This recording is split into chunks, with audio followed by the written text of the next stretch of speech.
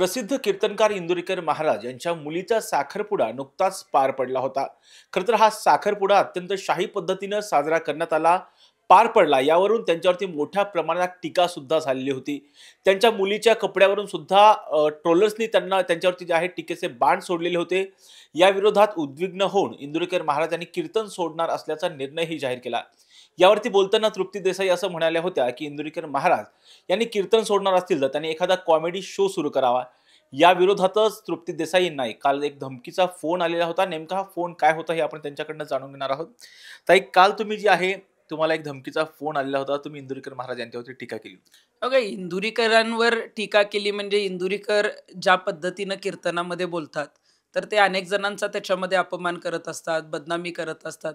आणि हे इंदुरीकरांचं सगळ्यात पहिलं प्रकरण तर आम्हीच बाहेर काढलं होतं, जेव्हा ते महिलांच्या बाबतीत बदनामी करायचे. त्यावेळेला तर इंदुरीकरांनी ट्रोलर नेमले होते आमची बदनामी करण्यासाठी, चारित्र्यहनन करण्यासाठी पैसे देऊन लोक नेमले होते. मग आम्ही पण कुणाची तरी मुलगीच आहे ना. आज साखरपुड्यामध्ये जेव्हा तुमच्या मुलीला ट्रोल केलं जातंय, तेव्हा तुम्हाला बाप म्हणून वाईट वाटतंय, वडील म्हणून वाईट वाटतंय. तर मग आमच्या घरी पण वडील आहेत, नवरा आहे, आमचा भाऊ आहे, आम्हाला मानणारे अनेक लोक आहेत. आमच्याही लोकांना वाईट वाटलं असेल ना. आज जेव्हा तुमच्यापर्यंत आलं, तेव्हा तुम्हाला वाटते की माझ्या मुलीपर्यंत यांनी यायला नव्हतं पाहिजे. मग तुम्ही म्हणजे इतरांच्या मुली गुड्डी गुड्डी पळून गेली तर असं होईल, तिला मग तिच्या आईला काहीतरी दरिद्री अवलाद म्हणायचं, किंवा ही भाषा म्हणजे आम्ही या बाईटमध्ये सुद्धा ही भाषा बोलू शकत नाही. एवढ्या घाणेरड्या पद्धतीनं बोललं जातं. त्यांच्या मुलीच्या वडिलांना वेगवेगळ्या पद्धतीनं जे आहे ते बोललं जातं. मुली कशा पद्धतीनं ज्या आहेत त्या वाया गेलेल्या आहेत, किंवा त्यांचे मोबाईल तपासा, असं जे आहे ते वाक्य जे आहे ती कीर्तनात असतात. याला कीर्तन म्हणतच नाहीत. म्हणून मी म्हटलं की ते कीर्तन नसतं, तो कॉमेडी शो असतो. आणि आम्ही जेव्हा सांगितलं की तुम्हाला कीर्तन सोडायचंय नाही सोडायचं हा तुमचा प्रश्न आहे, पण तुम्ही कॉमेडी शो सुरू करा. आणि मग त्यांचे जे समर्थक, मला वाटतं समर्थक आहेत का पेड ट्रोलर आहेत मला माहीत नाही, कारण त्यांच्याकडे बरेच पेड ट्रोलर आहेत. जेव्हा त्यांच्यावर PNDT ॲक्टनुसार गुन्हा दाखल केला, तेव्हाही पेड ट्रोलर बाहेर आले होते. सुरुवातीला जेव्हा आम्ही हे सगळं बाहेर काढलं, तेव्हाही त्यांनी काही ज्या आहेत त्या इव्हेंट मॅनेजमेंटला, PR ला अशा पद्धतीनं आम्हाला बदनाम करण्याचं काम दिलेलं होतं. आणि आत्ता जेव्हा अशा पद्धतीची टीका होतीये, तर मला असं वाटतं की एखादे खरोखरच चांगले कीर्तनकार असते तर इंदुरीकरांनी जनतेला सांगितलं असतंय. बघा, आमची प्रतिक्रिया तर फार शेवटी आली आहे. सगळ्यात पहिला साखरपुड्याला ट्रोल केलं कोणी असेल तर सर्वसामान्य जनतेने केलेलं आहे. का केलं? तर तुम्ही सर्वसामान्य जनतेला सांगता की साधी लग्न केली तरी मुलं होतात. मग तुम्ही जेव्हा साखरपुडा इतका शाही करताय, तेव्हा तुम्ही ट्रोल होणारच. जेव्हा तुम्ही सांगताय की वरात काढायची नाही, तुम्ही मुलीचा पदर पडू द्यायचा नाही, तुमच्या मुलीच्या ड्रेसवर बोललं जाणारच, तुमच्या वरातीवर बोललं जाणारच. तुम्ही जेव्हा म्हणताय की एकदम साधं लग्न करा, तेव्हा तुम्ही आणलेल्या ताफ्यावर बोललं जाणारच. तुम्ही म्हणताय की छोट्याशा अगदी मंडपात लग्न करा, तेव्हा तुम्ही ज्या लॉन्समध्ये साखरपुडा केलाय त्या लॉन्सवर बोललं जाणारच. त्यामुळे मला असं वाटतंय की एखादे चांगले कीर्तनकार असते तर त्यांनी जनतेला सांगितलं असतं की हो, मी अशा पद्धतीनं कीर्तनात सांगितलं होतं, परंतु माझ्या मुलीच्या साखरपुड्याची जेव्हा वेळ आली, तेव्हा वडील म्हणून काय कर्तव्य असतात हे मला आता कळालेलं आहे. मी तुमच्या सगळ्यांची माफी मागतो. अशा पद्धतीचं वक्तव्य एखाद्या चांगल्या कीर्तनकार आणि प्रबोधनकाराचं असतं. पण हे पुन्हा बरळले म्हणजे हे म्हणतात की घोडे लावा, घोडे लावा ही भाषा कीर्तनकाराची आहे का? ही म्हणजे कीर्तनकार तर मी सुद्धा असली भाषा कधी वापरू शकत नाही. आणि काही चॅनल्सनी जेव्हा हे प्रसारित केलं साखरपुड्याच्या बातम्या, तेव्हा ते म्हणतात की 8 दिवसात चॅनलनी मला नको नको केलं. मग ह्याच सगळ्या चॅनलनी जेव्हा तुम्हाला प्रसिद्धी दिली, तेव्हा तुम्ही असे जाहीर आभार मानले होते का? अनेक पत्रकारांना त्यांनी मध्यंतरी शिवराळ भाषा वापरून अकोल्यामध्ये कोतुळला जेव्हा एक कीर्तन झालेलं होतं, तेव्हा ते म्हटले होते की शूटिंग बंद करा, बारदाना बांधा, आणि खूप घाणेरड्या शिव्या त्या पत्रकारांना दिलं होतं. त्या पत्रकारांची नावं पण मला माहिती आहेत. त्या पत्रकारांनी तक्रार दिलेली होती. म्हणजे तुम्ही कुणालाच सोडत नाही. मध्यंतरी शिक्षकांविषयी बरळले होते. YouTubeला त्यांची जी कीर्तनं लोक टाकतात त्यांना म्हटले होते की तुम्हाला दिव्यांग बाळ जन्माला येतील. तुम्ही कीर्तनकार आहात, तुम्ही शाप देताय, तुम्ही ज्या गादीवर आहात त्या गादीचा अपमान करताय. आणि आता जेव्हा तुमच्यावर लोक उलटले किंवा तुमच्यावर जेव्हा टीका झाली, तेव्हा तुम्ही म्हणताय की आता मी फेटा ठेवू का? किंवा मला वाटतंय तो त्यांचा प्रश्न आहे फेटा ठेवायचा का नाही, पण मला वाटतंय की फेटा तुम्ही तो काढून ठेवाच इंदुरीकर, तरच त्या फेट्याचा सन्मान ठेवला जाईल. तुम्ही कीर्तनामध्ये प्रबोधन करत नाही. तुम्ही अतिशय जे वाचाळवीर जशा पद्धतीनं काही गोष्टी सांगत असतात, विनोद सांगत असतात, तशी तुम्ही कॉमेडी सांगत असतात. त्यामुळे तुम्ही जर फेटा बाजूला काढून ठेवला, तर निश्चितच त्या फेट्याचा सन्मान ठेवला जाईल. तर दुसरी एक महत्त्वाची गोष्ट म्हणजे जो तुम्हाला एक धमकीचा फोन हां. आलेला होता. त्यामध्ये ती व्यक्ती म्हणत होती, की तुम्ही हिंदू महाराजांवरतीच टीका हो. करता. हे बघा आता ज्या व्यक्तीचा फोन आला, मला 2-3 दिवसात बरेच फोन आले. त्यातला एक कॉल मी जो आहे तो लोकांपर्यंत पोहोचवला.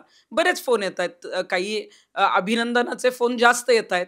विरोधातले फोन येतायत. काही जण धमक्या देतायत. काही जण म्हणतायत, की तुम्ही बोलू नका त्यांच्या विरोधात. जेव्हा मला हा कॉल आला, त्या कॉलमध्ये आपण बघितलं असेल, की ती व्यक्ती सुरुवातीपासूनच अरे-तुरे बोलायला लागली. अक्कल आहे का म्हणायला लागली.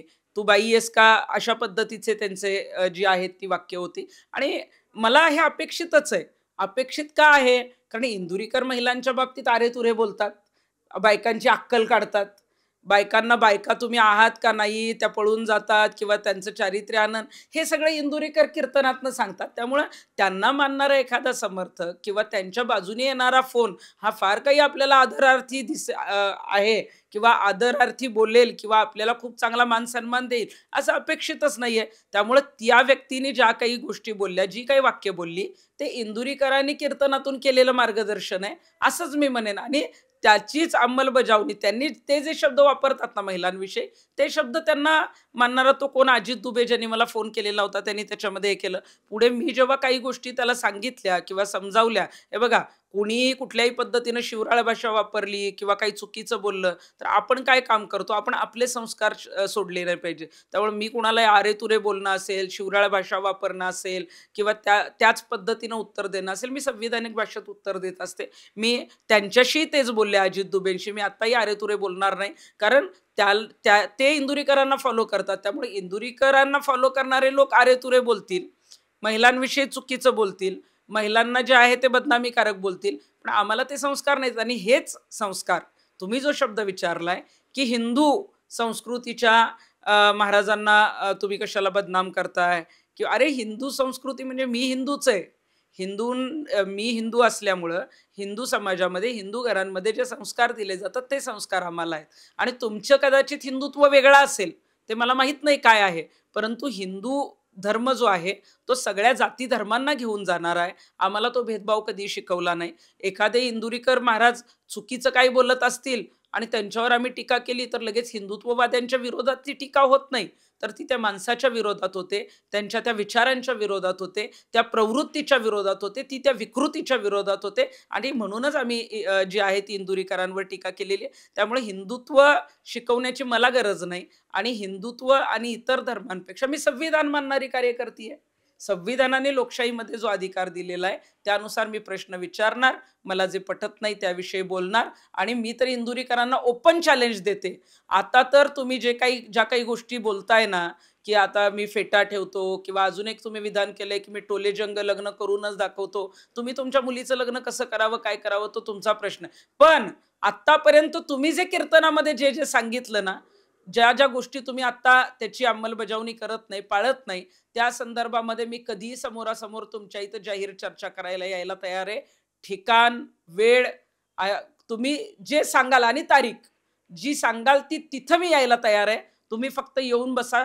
तुम्ही आणि मी तिथं असेन, सगळी मीडिया असेल. मला वाटतं की जी काय उत्तरं द्यायची आहेत, ती इंदुरीकर खरोखरच प्रबोधनकार असतील ना, तर माझा त्यांनी सामना करावा आणि त्या प्रत्येक प्रश्नांची त्यांनी उत्तरं द्यावी. ताई तुम्ही जसं म्हणालात, की हे पेड ट्रोलर आहे. हे इंदुरीकर महाराजांनीच करायला कॉल लावला असं वाटतं? इंदुरीकर जे आहेत ते त्यांच्या समर्थकांना कॉल करायलाच लावतात. याआधी सुद्धा 3-4 वर्षापूर्वी जेव्हा आम्ही त्यांच्या विरोधात आंदोलनं केली, जेव्हा आवाज उठवला, तेव्हा पेड ट्रोलर होते आणि त्यावेळेला तर आम्हाला जेव्हा संगमनेरमधून फोन आला होता, तेव्हा त्यांनी आम्हाला सांगितलं होतं, की इंदुरीकरांनी पैसे दिलेत तुम्हाला ट्रोल करण्यासाठी. जे आहे ते तुमचं चारित्र्यहनन करण्यासाठी, तुमच्या विरोधात बोलण्यासाठी. सर्वसामान्य लोकं अजिबात कुठल्याही चुकीच्या कमेंट्स वगैरे करत नाहीत किंवा खालच्या पातळीवर ज्या आहेत त्या कमेंट करत नाही. आणि इंदुरीकर महिलांच्या बाबतीत जर जाहीर कीर्तनामध्ये बदनामीकारक बोलतात, तर एखाद्या महिलेला बदनाम करण्यासाठी पेट्रोलर नेमणारच ते. म्हणजे माझ्या एक मैत्रीण आहेत रंजना गावंदे, ज्या त्यांच्या विरोधात पी-सी-पी-एन-डी-टी ॲक्ट नुसार कोर्टात गेलेल्या आहेत. तर त्या जेव्हा-जेव्हा फिर्यादी म्हणून कोर्टात जातात, त्यांची ती जी मुलं आहेत टवाळखोर ती येतात. त्यांना कुठेतरी काहीतरी चुकीचं बोलायचं, आजूबाजूला शेजारून जाताना काहीतरी टोमणे मारायचे. एकदा तर त्यांना काहीतरी काळं फासायला महिला पाठवणार होते इंदुरीकर, असं तिथल्या स्थानिक पोलीस स्टेशननी सांगितलं. जेव्हा हायकोर्टात निकाल येणार होता, तो निकाल तर आमच्या बाजूने आला. त्यावेळेला सुद्धा पेढ्याचे बॉक्स वगैरे घेऊन निकाल तर इंदुरीकरांच्या विरोधात गेला, पण पेढ्यांचे बॉक्स घेऊन त्यांचे जवळ-जवळ 40-50 कार्यकर्ते तिथं पाठवले गेले होते. मुद्दाम म्हणजे एखाद्याला समोरच्याला त्रास देण्यासाठी, माज दाखवण्यासाठी पैशाचा. आणि इंदुरीकरांकडे भरपूर पैसा आहे. म्हणजे ते जे म्हणतायत ना, की कीर्तन मी सोडतो. मला वाटतं कीर्तन सोडतील का माहीत नाही, सोडतील का नाही मला माहीत नाही. कारण कीर्तन इंदुरीकर हे काही स्वखुशीने लोक देतात आणि कीर्तन करतात अशातला भाग नाही. हे बाजारू कीर्तनकार आहेत. हे कीर्तनाची किंमत लावतात, बोली लावतात आणि दररोज 3-3 कीर्तन करतात. लाखो रुपये कमवण्याची सवय लागली आहे. त्यांना पैशाची सवय लागलेला माणूस लगेच काही कीर्तन सोडेल असं मला वाटत नाही. ताई दुसरी एक गोष्ट म्हणजे इंदुरीकर महाराज यांनी सार्वजनिक माफी मागावी या प्रकरणावरून असं वाटतं का? कारण स्वतः सांगावं ज्ञान, स्वतः कोरडं पाषाण अशा पद्धतीचं त्यांचं सगळं एकंदरीत हे झालं. इंदुरीकर खरोखरच जर कीर्तनकार असतील, त्यांना खूप काही संत साहित्याचं गाढ ज्ञान जर असेल, तर एखादा वारकरी संप्रदायातला कीर्तनकार किंवा एखादी व्यक्ती जिच्या मुलीला ट्रोल केलं जातंय, जिच्या मुलीविषयी बोललं जातंय, त्या व्यक्तीने समोर येऊन खरोखरच समाजाची माफी मागितली पाहिजे, की मी तुम्हाला काही गोष्टी सांगितल्या, पण मी त्या करू शकलो नाही. यापुढे या गोष्टी मी सांगणार नाही. मला तुम्ही माफ करा. आणि मला वाटतं, की अशी जर माफी मागितली, तर ते अजून लोकांच्या नजरेत फार मोठे होतील. पण इंदुरीकरांचे ते संस्कार नाहीत. इंदुरीकरांना, कारण आम्ही मागच्या प्रकरणातही बघितलेलं आहे. इंदुरीकर अशा पद्धतीचं काही करतील का नाही मला माहीत नाही. उलट जे लोक त्यांच्या विरोधात लिहितात, त्यांना म्हणतात, की ह्या औलादी अशा करणार होत्या मला माहीतच होतं. म्हणजे ज्या लोकांनी तुम्हाला मोठं केलं त्यांना औलादी म्हणताय, त्यांना घोडे लावायची भाषा करताय. तुम्ही एकदम चुकीच्या भाषेत जे आहे ते त्यांच्या बाबतीत बोलताय. मग तुम्ही दुसऱ्यांच्या बाबतीत जेव्हा बोलता ना, तेव्हा तुमच्या मिसेसबद्दल, तुमच्या मुलीबद्दल, तुमच्या मुलाबद्दल लोक बोलणारच. त्यामुळं मला असं वाटतं, की तुम्ही दुसऱ्यांच्या घरातल्या मुलींबद्दल, मुलांबद्दल बोलायचं सोडलं, तर तुमच्या घरापर्यंत कुणीही येणार नाही. तर तुम्हाला जो कॉल आलेला होता धमकीचा, त्या विरोधात तुम्ही काही तक्रार वगैरे दाखल केली आहे का? अजून तर मी त्या बाबतीत तक्रार दाखल केलेली नाही. तो नंबर जो आहे तो मी सोशल मीडियावर टाकलेला होता. कारण इंदुरीकरांचे अनेक समर्थक आहेत जे वेगवेगळे कॉल करत असतात. पण निश्चितच या बाबतीत जी आहे ती कायदेशीर तक्रार मी करणार आहे. तर दुसरी एक महत्त्वाची गोष्ट म्हणजे सातत्याने जर पाहिलं, तर इंदुरीकर महाराज यांचे महिलांविषयी वादग्रस्त असणारी विधानं आहेत. त्यावर सुद्धा त्यांच्यावरती खूप मोठ्या प्रमाणामध्ये टीका झाली होती. तुम्ही सुद्धा त्यावरती बोललेला होतात. खरं तर कीर्तनकारांच्या बाबतीमध्ये काही नियम असणं गरजेचं आहे का? ज्यावेळेस ते बोलत असतात किंवा कीर्तन करत असतात या बाबतीमध्ये? बघा, कीर्तनकार जे आहेत, त्या खरं तर मी मगाशी जसं सांगितलं, तसं कीर्तन ऐकण्यासाठी आलेली लोकं जी आहेत, ती शांत होण्यासाठी किंवा आपण काहीतरी चांगलं ज्ञान घेण्यासाठी कीर्तनामध्ये जात असतात. आणि त्याच वेळेला कुठेतरी उड्या मारायच्या, विनोद सांगायचे, लोकांना काहीतरी हसवायचं, हसवलं पाहिजेच लोकांना, परंतु फालतू जोक करून हसवायचं, हे काम कीर्तनकारांचं नाहीये. कीर्तनकाराने जे आहे ते प्रबोधन केलं पाहिजे. काही चांगल्या गोष्टी सांगितल्या पाहिजे. म्हणजे आपण मग बघतो, की आता स्त्री भ्रूण हत्येचा विषय आहे. त्या बाबतीत जनजागृती करणं गरजेचं आहे. स्वच्छतेच्या बाबतीत जनजागृती करणं गरजेचं आहे. आजूबाजूला ज्या घटना घडतायत, आता समजा डॉक्टर महिलेचं जे प्रकरण झालं, त्या संदर्भामध्ये अशा ज्या काही विकृती समाजामध्ये आहेत, त्याच्या बाबतीत त्यांनी बोलणं गरजेचं आहे. शेतकऱ्यांच्या सध्या आत्महत्या होत आहेत किंवा शेतकऱ्यांना ज्या सगळ्या गोष्टींना सामोरं जायला लागतंय, त्या बाबतीत तुम्ही जनजागृती करा. लोकांना आवडेल ना. तुम्हाला फक्त इव्हेंट मॅनेजमेंटच्या माध्यमातून कंटेंट क्रिएटर व्हायचं असेल, तर तुम्ही कीर्तनकार नाही होऊ शकत. तुम्ही बघितलं असेल, की त्यांचे जे क्लिप्स येतात, कुठलेही गाडा अभ्यास नसलेले, ज्या फालतू विनोद असतात, ते क्लिप जे आहेत, ते शेअर होतात आणि त्याला लाखो करोडोंमध्ये व्ह्यूज असतात. आणि एखादा कीर्तनकार, म्हणजे मी नावं पण घेऊन सांगेन, श्यामसुंदर सोन्नर जे आहेत, ते संविधानिक भाषेमध्ये कीर्तनकार सांगतात. तुम्हाला ते कदाचित माहीत पण नसतील किंवा ते जेव्हा कीर्तनाला येतात, तेव्हा 2-2, 3-3 बस बदलून येतात आणि इंदुरीकरांना ताफा घेऊन यावं लागतं. कारण त्यांनी एक स्वतःची एक इमेज तयार केली आहे, की माझ्याबरोबर एवढे लोक असतील, एवढे पैसे लागतील, अशा पद्धतीनं माझं स्वागत झालं पाहिजे, इव्हेंट असा झाला पाहिजे. त्यानंतर परत तुकाराम महाराजांचं ची माहिती सांगणारे प्रबोधनकार चेतनानंद महाराज आहेत. त्यांचं मी कीर्तन आणि समाज प्रबोधनात्मक विचार ऐकलेले आहेत. त्यांनी काही फार जाहिरात तुम्ही त्यांचे कधी पेजही बघणार नाही किंवा त्यांचे कोणी पेड असे PR बघणार नाही की त्यांना प्रसिद्धीत. त्यांना जायचंय संत साहित्याचं गाढ ज्ञान लोकांपर्यंत द्यायचंय, लोकांचं खऱ्या अर्थानं प्रबोधन करायचंय. आणि मला वाटतं की प्रबोधन करणारा हाच कीर्तनकार असतो. त्यामुळं कीर्तनकारांच्या बाबतीत जे आहेत ते नियम होणं गरजेचं आहे आणि ते नियम जे आहे ते त्याची अंमलबजावणी करायला लावणंही गरजेचं आहे. तर वारकरी संप्रदायातल्या संत ज्ञानेश्वर महाराजांचा ट्रस्ट असेल, पंढरपूरचा ट्रस्ट असेल, या सगळ्यांनी मिळून जे पुढाकार घेऊन कीर्तनकारांवर काही ना काही अंकुश आणि त्यांना नियम घालणं गरजेचं आहे. ताई, इंदोरीकर महाराजांवर काहीही बोलू नका म्हणून तुम्हाला जो धमकीचा कॉल आलेला होता, या बाबतीमध्ये तुम्ही इंदोरीकर महाराजांना काही सांगू इच्छिता का? मी इंदुरीकरांना सांगेन, हे असल्या धमकीचे कॉल तुम्हालाही माहिती आहे की मी अजिबातच घाबरत नाही. म्हणजे असल्या धमक्यांना मी भीक सुद्धा घालत नाही. आणि जेव्हा तुम्ही म्हणताय ना की असले कॉल करू नका, कॉल नाही करणार. मी तुम्हाला जाहीर सांगतेय की मी तुमच्या विरोधात बोलणार. तुम्ही जे चुकीचं सांगताय त्याविषयी आवाज उठवणार. मग तुम्ही अगदी माझ्या घरापर्यंत लोक जरी पाठवली तरी मला अजिबात फरक पडत नाही. मी तर तुम्हाला जाहीर आव्हान देते की तुम्ही जे काय करताय, तुम्ही ज्या पद्धतीनं कीर्तनामध्ये चुकीच्या गोष्टी सांगताय, महिलांच्या बाबतीत बदनामी करताय किंवा ज्या पद्धतीनं संदेश देताय, त्या बाबतीत तुम्ही जाहीर माझ्यावर समोर चर्चेला यावं.